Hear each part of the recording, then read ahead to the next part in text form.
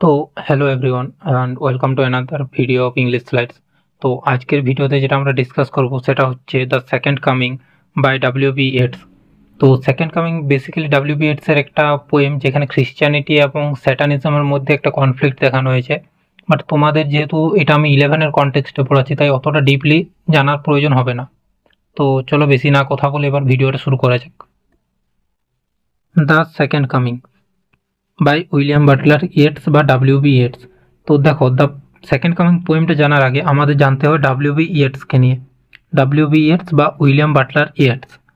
তো ডাব্লিউ.বি. Yeats 13 June 1865 থেকে 28 জানুয়ারি 1939 was an Irish poet. কোথাকার ছিলেন না, আয়ারল্যান্ডের পোয়েট। আয়ারল্যান্ডের পোয়েটদের আইরিশ বলা হয়। Dramatist, writer and literary critic. তো ইনি কে ছিলেন না, আয়ারল্যান্ডের একজন পোয়েট, ড্রামাটিস্ট, রাইটার এবং লিটারারি ক্রিটিক। লিটারারি ক্রিটিক কারা না, যারা বিভিন্ন লিটারেচার, বিভিন্ন পোয়েম বা বিভিন্ন যে ড্রামা হয় সেগুলো নিয়ে নিজেদের মতামত রাখেন। Who was one of the foremost figures of 20th century literature. তিনি কে ছিলেন না, বিংশ শতাব্দীর যেসব সাহিত্যিক তাদের মধ্যে একজন অগ্রগামী চেহারা বা অগ্রদূত। He was a driving force behind the Irish literature revival and along with John Millington Synge and Lady Gregory founded the Abbey Theatre, serving as the chief during its early years. তো এইটা দেখো তোমাদের না মানে অতটা গুরুত্বপূর্ণ তোমাদের ক্ষেত্রে নয়, বাট যারা পরে ইংলিশ নিয়ে লিটারেচার নিয়ে পড়বে তাদের জন্য এই জিনিসটা খুবই গুরুত্বপূর্ণ। Abbey Theatre. অ্যাবে থিয়েটার কি?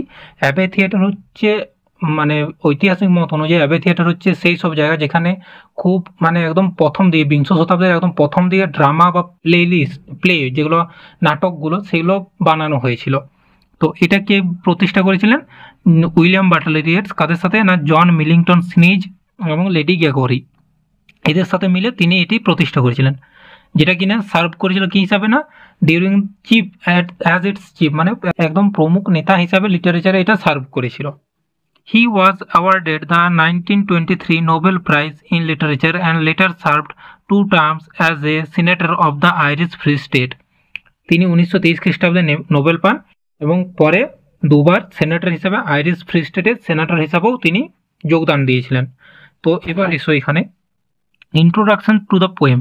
এখানে দেখো ইন্ট্রোডাকশন টু দ্য পোয়েম, কারণ এটা একটা খুবই ডিপ মিনিং হলো পোয়েম। তো এই পোয়েমটা জানার আগে তোমাদের একটু পোয়েমটার ইন্ট্রোডাকশন সম্পর্কেও জানতে হবে যে কোন কনটেক্সটে পোয়েমটা লেখা।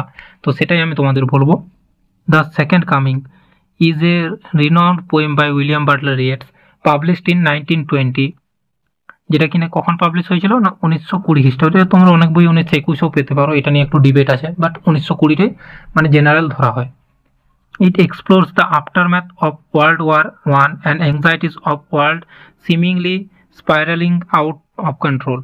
তো দেখো এটা পোয়েমটা লেখা হয়েছে স্যাটানিজম অ্যান্ড যে খ্রিস্টানিটি তার কনটেক্সটে, কিন্তু এখানে অ্যাকচুয়ালি ডিপ মিনিংয়ে পোয়েমটা যে World War I হয়েছিল সেটা হচ্ছে কনসিকোয়েন্স ছিল, সেটা নিয়েও ডিপলি মানে ডিসকাস করে এই পোয়েমটা। The poem's title alludes the Christian concept of Jesus Christ return. তো খ্রিস্টান যে মতবাদ, খ্রিস্টান ধর্ম মতে একটা খুব মতামত প্রচলিত যে যীশু খ্রিস্ট তার মৃত্যুর পরে 2 দিন পরে আবার ফিরে এসেছিলেন। তো পোয়েমটা না এখানে বলা হচ্ছে যে পোয়েমটা সেটাই মানে উল্লেখ করে, কিন্তু আসলে সেটা উল্লেখ করে না, এখানে পোয়েমটা উল্লেখ করে স্যাটানের ফিরে আসাকে, যেটা আমি পরে দেখো লিখেছি। But Yeats depiction is far more ominous, suggesting a chaotic and destructive force rather than a savior. কিন্তু ইয়েটসের যে মত সেটা অনেক বেশি অশুভ, অমনিয়াস মানে অশুভ, যেটা কিনা কি সাজেস্ট করে না কেওটিক, ধ্বংসাত্মক একটা শক্তি, যেটা কিনা একজন রক্ষকের থেকে ভক্ষক বেশি। The poem is known for its vivid imaginary. তো ভিভিড ইমেজারি মানে কি, বিভিন্ন ধরনের ইমেজারি, যেমন ইমেজারি মানে হচ্ছে কোনো কিছু একটাকে একদম মানে তোমার চোখের সামনে ফুটিয়ে তোলা, সেটা হচ্ছে ইমেজারি। তো এরকম বিভিন্ন ইমেজারির জন্য পোয়েমটি বিখ্যাত। Particularly the image of rough beast, যেটার দ্বারা স্যাটানকে বোঝানো হচ্ছে রাফ বিস্ট, যেটা তোমার পোয়েম পড়ার সময় ভালো বুঝতে পারবে। Towards Bethlehem and its exploration of themes like a cyclical nature of history and breakdown of order and the loss of faith. তো যেটা আমি বলছিলাম যে ইয়েটসের এই পোয়েমটা যিশু খ্রিস্টের ফিরে আসা নয়, এই ইয়েটসের এই পোয়েমটা বলে স্যাটার্নের ফিরে আসা। আসলে এখানে একটা জায়ারের কনসেপ্ট আছে, যেটা তোমরা পোয়েমের একদম প্রথম লাইনে পাবে। জায়ার হচ্ছে একটা গোল, মানে সাইকেলের চাকা দেখেছ অনেকেই, তো ওই রকম একটা গোল জিনিস জায়ার, গোল মানে ঘূর্ণপাতের মতো, যেখানে একটা টাইমে সেটা খ্রিস্টানিটি অর্থাৎ যীশু খ্রিস্ট জন্ম নেবে, তারপরের টাইমে বিস্ট অর্থাৎ স্যাটার্ন জন্ম নেবে, তারপরের বারে অল্টারনেট আবার যীশু খ্রিস্ট জন্ম নেবে, এবং তারপরের বারে আবার স্যাটার্ন বা বিস্ট জন্ম নেবে। তো এর রিলেটেড একটা সিনেমাও আছে, তোমরা দেখেছো না আমি জানি না, তবে তোমরা চাইলে দেখতে পারো। সিনেমাটার নাম হচ্ছে ওমেন।